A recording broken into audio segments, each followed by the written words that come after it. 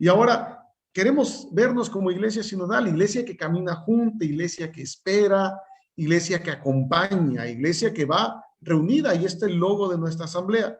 Pero es una iglesia también jerárquica, una jerarquía que es para el servicio. Por eso agradecemos la presencia de nuestro obispo y le pasamos también nuevamente cámaras y micrófonos hacia él para que él nos comparta una reflexión acerca de la iglesia sinodal, iglesia al servicio de la comunión. Monseñor, nos abre su micrófono, por favor, y nos comparte su enseñanza. Gracias. Muchas gracias, Padre Aníbal. Hermanos, ¿qué quisiera decirles esta noche? Ante todo, yo quisiera partir esta noche de algo de nuestra fe, que decimos en el credo. Creo en la Santa Iglesia Católica. El Concilio Vaticano, la Lumen Gentium, se abre con una frase espléndida. La Iglesia no tiene otra luz que la de Cristo. Cristo es la única luz. Es el verdadero camino, la verdad, la vida para llegar al Padre.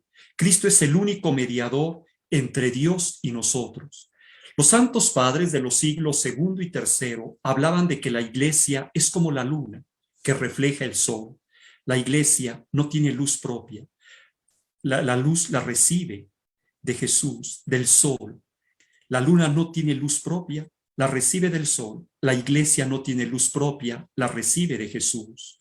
Por eso San Hipólito afirmaba, la Iglesia es el lugar donde florece el Espíritu. Nosotros decimos en el credo, creo que la Iglesia es una, católica, santa, apostólica. Y esto nos tiene que llevar a creer que esto es inseparable de la fe en Dios Padre, en Dios Hijo y en Dios Espíritu Santo. A veces creemos que puedo creer en Dios, pero no puedo creer en la Iglesia. La Iglesia no puede estar separada de Jesús. La palabra iglesia viene de eclesia, que significa llamar, convocar. La iglesia, la palabra significa asamblea. La iglesia no es un invento humano, ha sido el invento de Jesús. Dios convoca a su pueblo. La iglesia es el pueblo de Dios que se reúne en la comunidad local, en la comunidad en todo el universo, en todo el mundo, y la comunidad que se reúne en la asamblea litúrgica. Esto hay que tenerlo muy presente. La iglesia está presente en el mundo, en todo el mundo, la iglesia universal, la iglesia local, nosotros como diócesis, la iglesia particular, pero la iglesia que se reúne también cada vez que celebra. ¿De qué vive la iglesia? La iglesia vive de la palabra y del cuerpo de Cristo. ¿Por qué existe la iglesia? Dice el concilio, por una decisión libre, misteriosa, de la sabiduría y bondad de Dios Padre, que ha creado todo por medio de Jesucristo. ¿Cuál es el plan de Dios? Dios ha querido elevar a los hombres a la participación de su vida divina. Esto hay que tenerlo bien presente. El plan de Dios es que nosotros vivamos la vida eterna. Y la vida eterna no se comienza a vivir después de un segundo de morir. No, la vida eterna ya se vive desde el día de mi bautismo. Esto lo hemos recibido, la vida que vive el Padre, el Hijo y el Espíritu Santo, la he recibido desde mi bautismo. El plan de Dios es que yo tenga vida y vida en abundancia. Dios dispuso convocar, llamó, invitó a los creyentes en Cristo en la Santa Iglesia. ¿Desde dónde empieza la Iglesia? Ya está prefigurada y preparada en el Antiguo Testamento. Cristo, cuando estuvo aquí en la tierra, la instituyó, la fundó, y Jesús empezó su iglesia con el anuncio de la buena nueva, de la buena noticia, del Evangelio. Cuando Jesús viene al mundo, empieza el reino de Dios. Jesús mismo es el reino de Dios. ¿Y cómo empieza el reino de Dios en este mundo? Como semilla y germen. Eso lo tenemos que entender, porque a veces quisiéramos que este mundo ya fuera un paraíso. El reino de Dios está en el mundo como semilla y germen, y se llegará a su plenitud al final de los tiempos.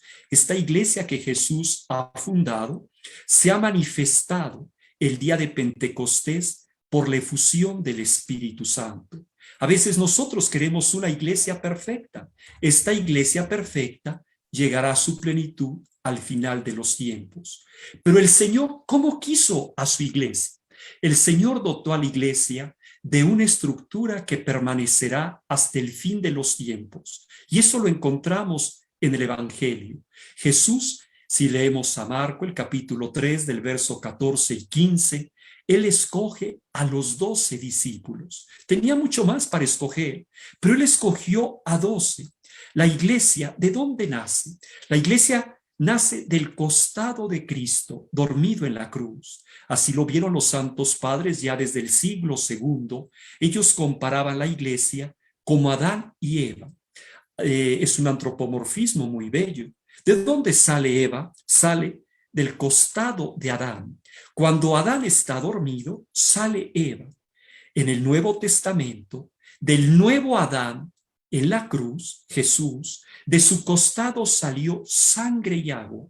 El Evangelio se encarga de decir, brotó sangre y agua y sangre. ¿Por qué agua y sangre? Al ser traspasado el corazón de Cristo, brotó agua y sangre.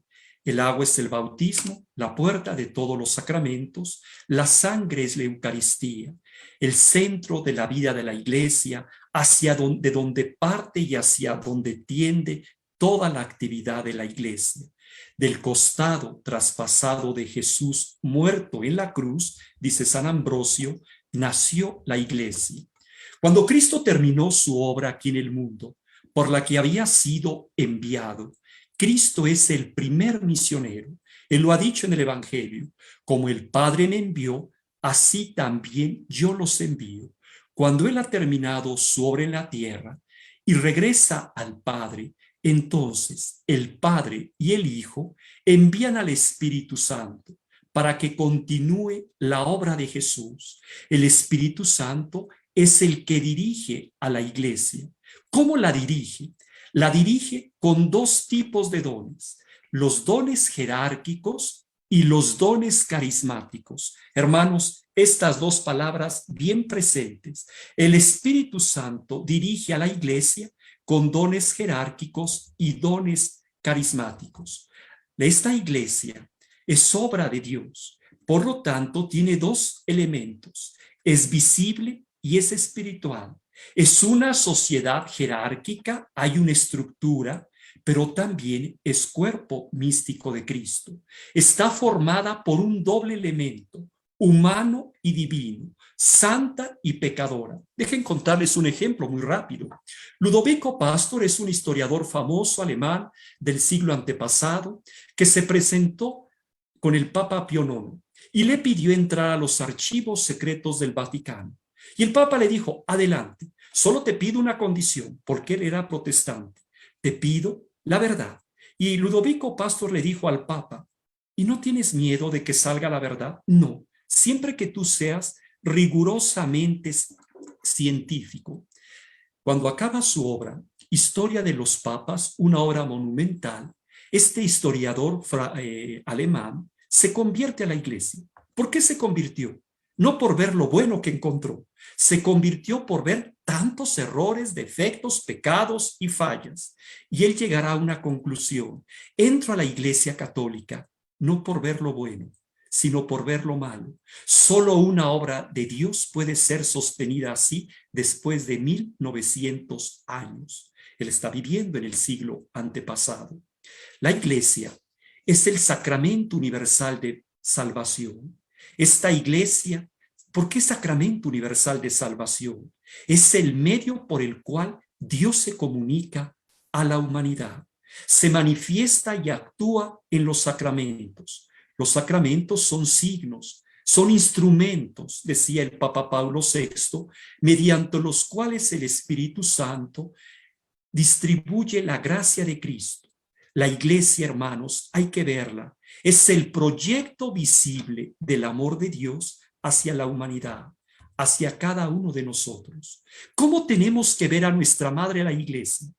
Es el pueblo de Dios. Él la ha adquirido por la sangre de Jesús. Por eso escribirá San Pedro en su primera carta, en el capítulo 2, Somos una nación santa, un sacerdocio real, un pueblo elegido.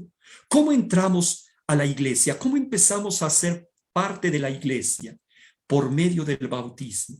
Y el bautismo es el que nos hace grandes. La dignidad no está, se los decía ayer, en ser obispo, sacerdote, religiosa, seminarista, laico. No, la dignidad está en que todos somos bautizados. Jesús es el Mesías. La palabra Mesías significa ungido.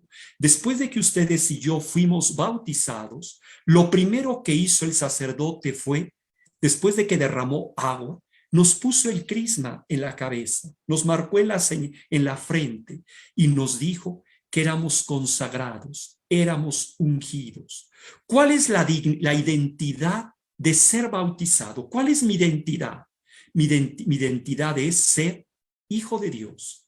Soy hijo de Dios y estoy llamado a vivir la libertad de los hijos de Dios. ¿Cuál es la ley de la iglesia? El mandamiento del amor. ¿Cuál es su misión de la iglesia en el mundo?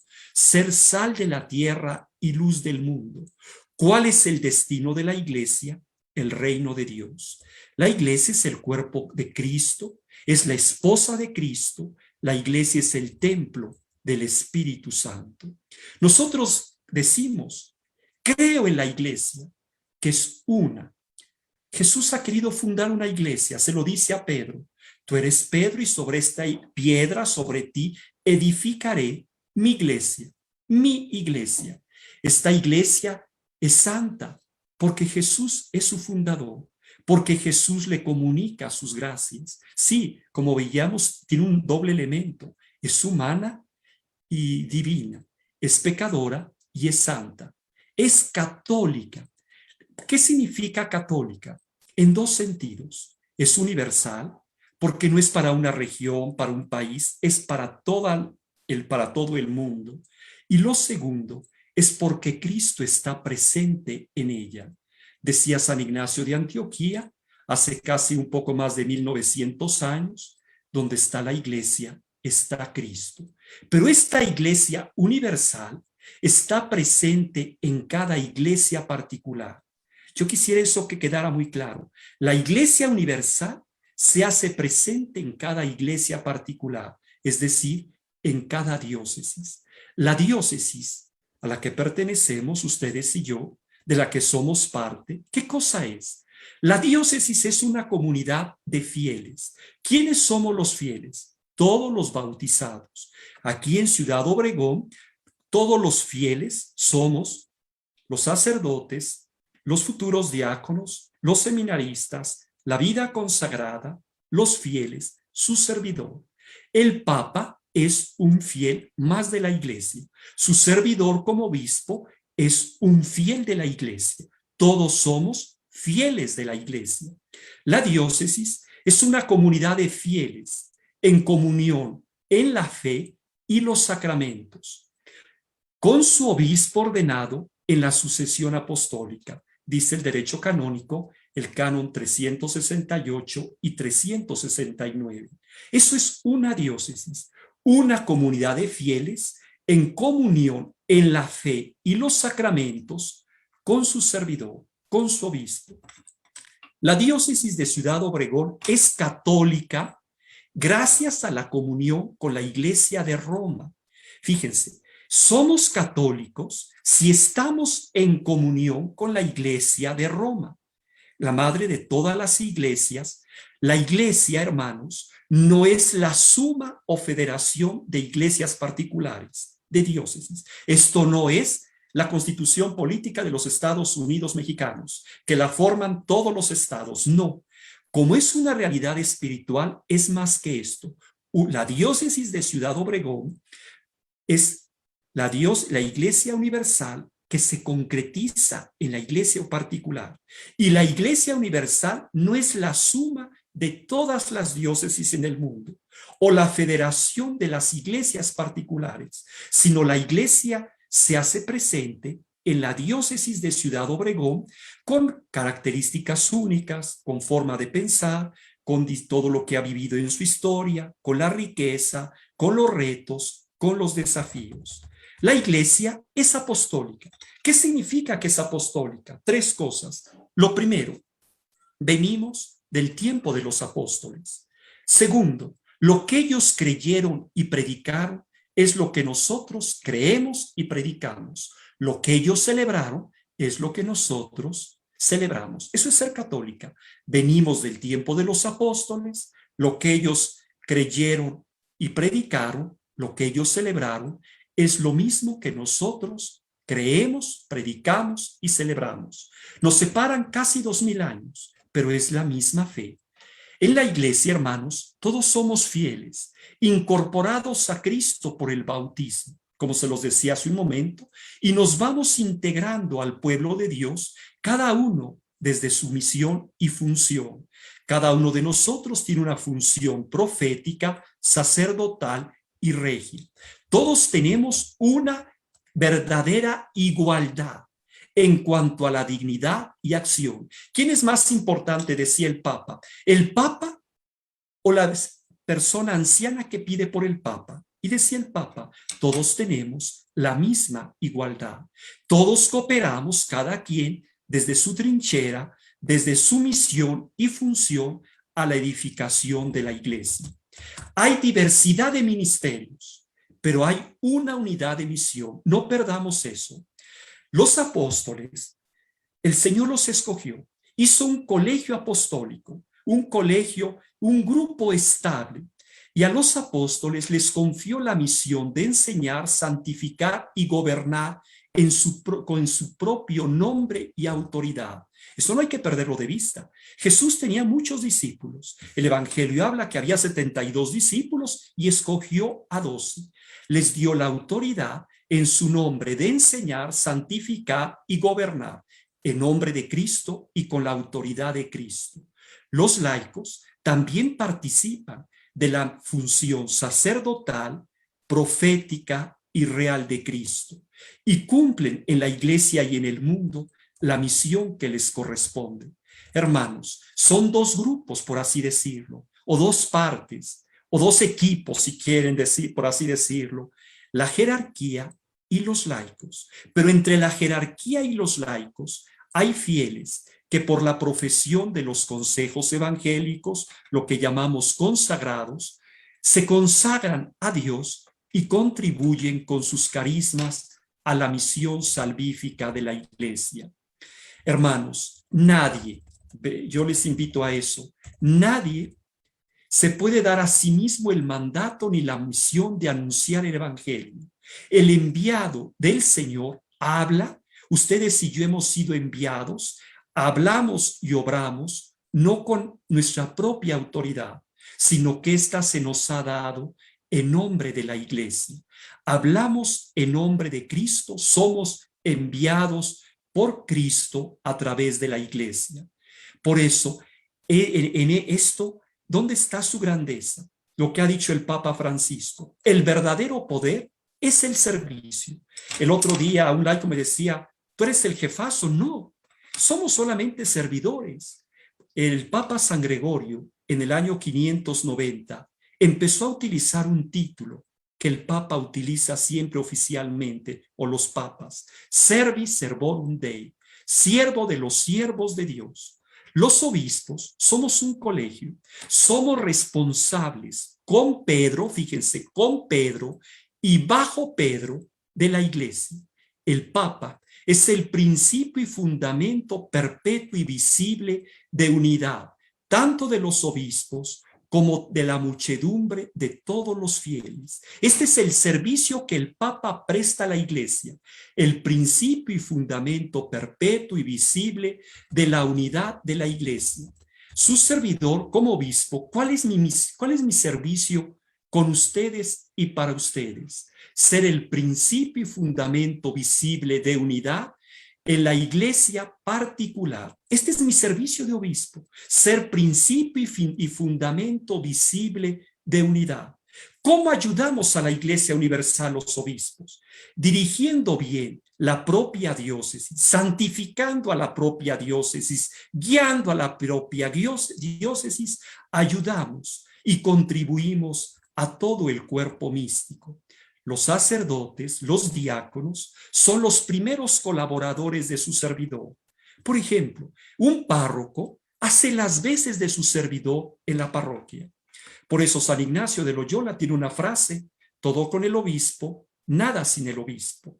Hermanos, todos somos necesarios en la iglesia, todos somos importantes en la iglesia, todos estamos llamados a construir la iglesia. Pero para esto necesitamos, y con esto termino, una comunión en tres aspectos. Comunión teologal doctrinal, es decir, tenemos que estar unidos. Una comunión teologal y doctrinal. Una comunión afectiva. No somos ángeles, somos hombres y mujeres de carne y hueso. Necesitamos una comunión afectiva. Sentir con la iglesia, sentir con iglesia. Y una comunión pastoral. Es que yo quiero estos planes que son para mí mejores. Yo puedo decir como obispo: pienso que estos planes son mejores para la diócesis que los de la Iglesia Universal. No, yo como obispo, si no estoy en comunión con Pedro y bajo Pedro, con el Papa y bajo el Papa, soy un satélite en el espacio. Un sacerdote que no esté en comunión teologal, doctrinal, afectiva y pastoral con el obispo es un satélite fuera del espacio. Un laico que no esté en comunión con su párroco, queridos laicos, queridos hermanos, se los digo con mucho cariño.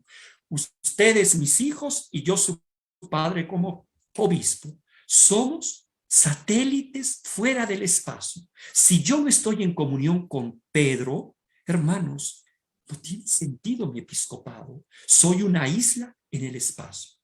Les invito a leer con calma, a meditar el Catecismo de la Iglesia Católica, a meditar, a contemplar, del número 748 en adelante. Muchas gracias por su atención.